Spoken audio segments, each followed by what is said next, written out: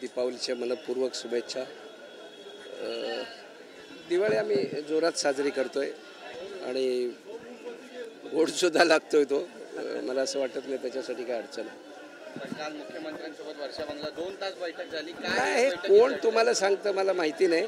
वर्षावर गेलो हे नक्की, पण बैठक झाली हे खोटं आहे। बैठक नाही झालेली। आता आम्ही दिवसातनं 3दा जातो, दुपारी जातो, ज्या ज्या वेळेला वेळ मिळतो तेव्हा आम्ही वर्षावर जातो। तसं आम्ही संध्याकाळी गेलो होतो, पण मुख्यमंत्री महोदयांना विश्रांती करत होते आणि मग तो जो स्टाफ आहे त्यांच्याशी आम्ही गप्पा गोष्टी केल्या। काय पण जी चर्चा आहे की आपल्यावर दबाव आहे का, मी घेणार नाही हे सांगितलंय तुम्हाला, वेळोवेळी सांगितलंय की मागे घेण्याचा काही प्रश्नच येत नाही। एबी फॉर्म दिलेला आहे, महायुतीचा उमेदवार म्हणून मी फॉर्म भरलेला आहे आणि मी निवडणूक लढवणार आहे। आता तुम्ही रोज मागे मागे आणखीन कोण घेत असेल तर चौकशी करा। पण सर असं म्हटलं जातंय की तुम्ही आता पुढचे काही दिवस प्रचार करणार नाही आहात। कोणी सांगितलं? मी आता सुरुवात केली, माझी आता बैठक आहेत। असं आहे की आज दिवाळी आहे, दिवाळीच्या वेळेला कोणाच्या दारात जाणं किंवा आपल्या कार्यकर्त्यांना भगिनीला त्याच्यामध्ये गुंतवून ठेवणं, म्हणून दिवाळीचा एक दिवस आम्ही सोडला। तरीसुद्धा माझ्या आता 3-4 बैठक आहेत। दुसरीकडे चर्चा होती अहो कोणाशी चर्चा झाली नाही ना बाबा, नाही नाही अशी नाही नाही नाही नाही नाही नाही भेट। बघा काल मी वर्षावर गेलो हे सत्य आहे, पण भेट झाली हे असत्य आहे। मी स्टाफ बरोबर बोललो, गप्पा गोष्टी केल्या। चर्चा अशी पण होती की तुम्ही तुमची भूमिका मांडली की मुख्यमंत्र्यांनी आशीर्वाद द्यावा, तिकीट दिल्याच असं। नाही नाही, हे पहिलीच मांडली, आता रोज मांडायची काय आवश्यकता नाही। मी तिथे आम्ही जातो, जवळ मुंबईतले आमदार असल्यामुळे वर्षावरती दिवसातले 1-2दा जातो, तसा गेलो होतो। आणि मुख्यमंत्री महोदय आराम करतायत हे कळल्यानंतर आणि गेल्यानंतर प्रत्येक वेळेला आम्ही भेटतो तसं नाही।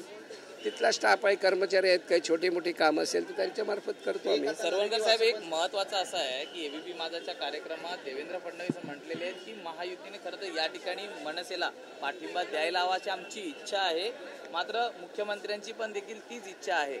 मग नेमकं तुमची भूमिका काय आहे? कारण मुख्यमंत्र्यांची पण तीच इच्छा आहे, दोन्ही उपमुख्यमंत्र्यांची पण तीच इच्छा आहे की त्या ठिकाणी मनसेला पाठिंबा द्यायला हवा। हे तुम्ही काही गोष्टी अगदी आपल्या सोयीस्कर तुम्ही टाळताय आणि सांगताय।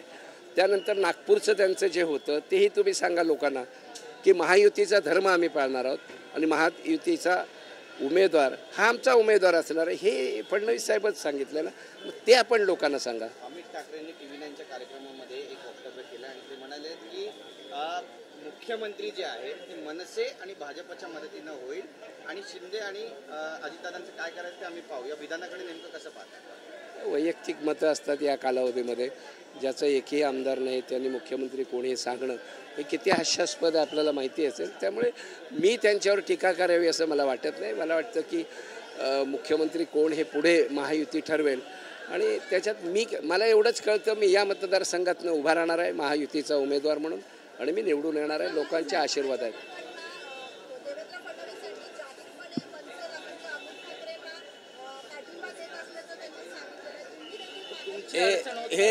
हे सकाळी सांगितलं, पण संध्याकाळी नागपूरला ज्या वेळेला त्यांची काही पत्रकारांसमोर बोलणी झाली त्यावेळेचंही तुम्ही लोकांना सांगा। आणि त्यांचं म्हणणं हेच आहे की महायुती म्हणून आम्ही शिवसेना, भारतीय जनता पक्ष, राष्ट्रवादी आणि रिपाई ही आमची महायुती आहे आणि या महायुतीमध्ये मनसेना नाही हे त्यांनी स्पष्ट सांगितलं। ऐकलं ना आपण सगळ्यांनी। राजपुत्राला तिकीट मिळालं त्यामुळे सदा सरवणकर माहीम दादरमध्ये एकटे पडलेत का? बिलकुल नाही, माझ्याबरोबर तुम्ही जनसमुदाय पाहिलेला आहे, लोक, महिला भगिनी आणि पुरुष रॅली आपण पाहिली आहे माझी। त्यामुळे मला असं वाटतं की एकटा पडण्याचा काही भाग नाही। मला आशीर्वाद जनता जनार्दनांचे आहेत, मतदारांचे आहेत, महायुतीच्या सर्व नेत्यांचे आहेत। सर तुम्ही असं म्हणतात की तुम्ही लढण्यावर ठाम आहात आणि तुम्ही याच्यापूर्वी सुद्धा हे सांगितलेलं आहे, मग असं वातावरण काय निर्माण केलं जातं, कोण निर्माण करते? हे आता प्रसार माध्यमात जास्त सांगतायत। तुम्ही आल्यानंतर पहिला तुमचा प्रश्न असतो तुम्ही माघार घेणार का? मी तुम्हाला ठासून सांगितलं, ठामपणे सांगितलं, मी माघार घेणार नाही। मी निवडणूक लढवणार आणि जिंकून येणार। जनतेचा तसा कौल आहे, जनतेशी तशी इच्छा आहे, कार्यकर्त्यांची तशी इच्छा आहे। त्यामुळे मला कार्यकर्त्यांच्या इच्छा मोडता येणार नाही, त्यांच्यासाठी उभं राहावं लागेल आणि सर्वसामान्य मतदारांसाठी जिंकून सुद्धा यावं लागेल। मनसेचा दीपोत्सव होतोय शिवाजी पार्कमध्ये। नाही, त्याचं सल्ला घेण्या एवढा मी काही या क्षेत्रात नवीन नाही। मला असं वाटतं त्यांना कधी लागली मार्गदर्शनाची गरज यापुढे तर त्यांनी माझं मार्गदर्शन मनसेचा घ्यावं. दीपोत्सव होतोय शिवाजी पार्कमध्ये आणि त्यावरती शिवसेना उद्धव बाळासाहेब ठाकरे पक्षाकडनं आक्षेप घेतलेला आहे. त्या ठिकाणी जे कंदील लावलेले आहेत ते कुठेतरी तिच्या पद्धतीने आचारसंहितेचा भंग होतोय असं म्हटलेलं आहे. बघा, आचारसंहितेची मंडळी महाराष्ट्रभर फिरत आहेत. त्यांना जे आचारसंहितेचा भंग वाटतो तिथे ते कारवाई करतात. मला असं वाटतं कोणाच्या उत्सवांमध्ये वगैरे असं काही आणणं, आता आपण हिंदू सण मोठ्या उत्साहात साजरे करतो, त्यामुळे कुठेतरी गालबोट लागेल असं काही करणं असं आमच्या हातून नाही होणार. ज्यांनी केलं आहे त्यांना ते लक्षाला हवं, त्यांना मी शुभेच्छा.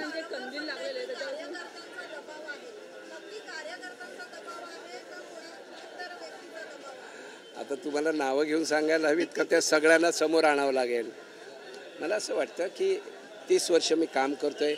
मतदारसंघातले मतदार आणि या विभागातले जे सामाजिक क्षेत्रात काम करणारे जे कार्यकर्ते त्यांचा प्रचंड दबाव आहे. दिवशी मला जर 100 फोन येत असतील तर 80 फोन याचसाठी असतात, तुम्ही माघार घेऊ नका, तुमच्यासारखा तळागाळातला कार्यकर्ता इथे हवा आहे. त्यामुळे इतरांवरती मी बोलण्यापेक्षा इतर कोणी मागे घेत आहेत का त्याकडे लक्ष ठेवा आणि त्या मंडळींना विचारा. राज ठाकरे ही मतदारांनी ठरवली आहे ती एकतर्फा करायची आणि आपल्यातलाच माणूस, आपल्याला सहज भेटणारा माणूस, 365 दिवस आपल्या सेवेला उपलब्ध असणारा माणूस निवडून द्यायचं हे त्यांनी निश्चित केलेलं आहे. राज ठाकरे म्हणतायत की येणारं सरकार हे भाजपचं असेल मात्र मनसेच्या मदतीने बसेल. आता किती आमदार आहेत तुम्हाला माहिती आहे, त्यामुळे राजसाहेब हे प्रचंड मोठे नेते आहेत, आम्हाला आदर आहे त्यांच्याबद्दल. माननीय बाळासाहेबांची प्रतिकृती आम्ही त्यांच्यामध्ये बघतो, त्यामुळे त्यांच्या वक्तव्यावरती मी काहीतरी बोलणं मला योग्य वाटत नाही. ज्या पद्धतीच्या चर्चा सध्या सुरू आहे की तुम्हाला माघार घ्यायला सांगतायत, महेश सावंत यांनी पुन्हा एकदा विधान केलंय. ते म्हणतात की आम्ही एकनिष्ठ राहिलो त्यामुळे सर्व एकनिष्ठांना तिकीट मिळालं, पण जे एकनिष्ठ एकनाथ शिंदेसोबत राहिले त्यांची आता अशी अवस्था झाली, हे चुकीचं आहे. तुम्हाला कोणी सांगितलं की आम्ही माघार घेणार आहोत? हे तुम्हीच विचारताय, तुम्हीच प्रश्न विचारताय. त्यामुळे ज्याने तुम्हाला सांगितलं ते माघार घेणार नाही त्याची जरा काळजी घ्या. कौटुंबिक जिव्हाळ्याचे संबंध येतील मध्ये आणि तिकडनं माघार घेतली जाईल, ती सांभाळा जरा. घेऊ शकतात कारण ते नाते संबंध मध्ये येतील आणि तसं होऊ शकतं. आपण त्यांना जरा थोडंसं प्रश्नच येत नाही. मी आता 50 वेळा सांगितलं, आणखीन काय? स्टॅम्प पेपरवर लिहायचं बाकी. हां, स्टॅम्प पेपरवर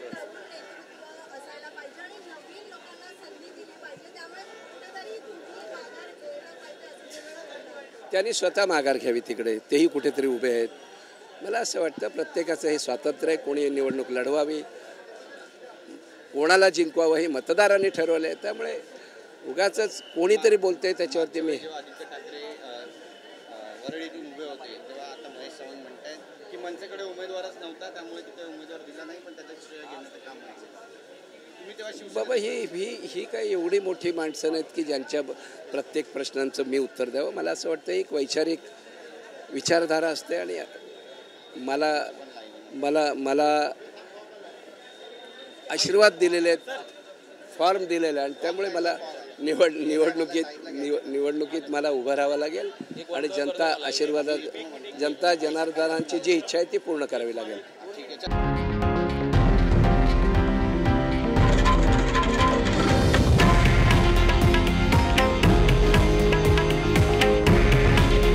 हे आहे देशातील नंबर 1 न्यूज नेटवर्क आणि आपण पाहत आहात TV9 मराठी. काळजी तुमची, हित महाराष्ट्राचं.